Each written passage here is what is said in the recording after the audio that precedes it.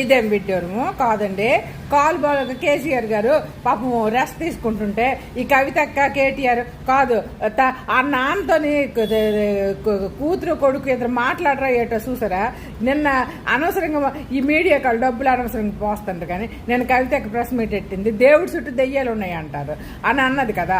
కాదండి, దేవుడి చుట్టూ అంటే మరి కేసీఆర్ చుట్టూ ఎవరు దెయ్యం. ఇప్పుడు రేవంత్ రెడ్డి అని కాదు, మన కేటీఆర్ గారు ప్రెస్ మీట్ పెట్టి ఆ దెయ్యం అంటే రేవంత్ రెడ్డి అంటారంటే ఇది మరి దేవుడి చుట్టూ ఉన్నది. మరి రేవంత్ రెడ్డి ఎక్కడో ఉంటాడు, కేసీఆర్ ఎక్కడో పాపం కాలు ఇరిపోయి ఆయన రెస్ట్ తీసుకుంటాడు. ఇదేంటి మధ్యలో రేవంత్ రెడ్డిని తీసుకొచ్చారు, నాకైతే అర్థం అవ్వలేదు ఈ తెలంగాణ రాజకీయాలు.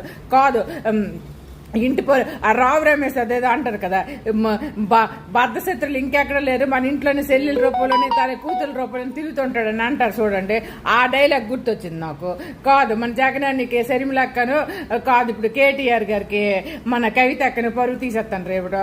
మరి అది చెప్పడం మనిషి దేవుడి చుట్టూ దెయ్యాలు ఉన్నాయంటే దెయ్యం ఎవరంటారే రేవంత్ రెడ్డి అంటారు. ఇదేటి గౌరవం పాప మధ్యన అనవసరంగా రేవంత్ రెడ్డి. మీరు ప్రతిపక్ష హోదాలని ఏది అడగాలనుకుంటే అది అడగాలి, ప్రతిపక్షాలు కానీ అడగాలి కదా. అది మనిషి రేవంత్ రెడ్డి దెయ్యం అంటారు. ఇదే నాకు అర్థం అవ్వలేదు.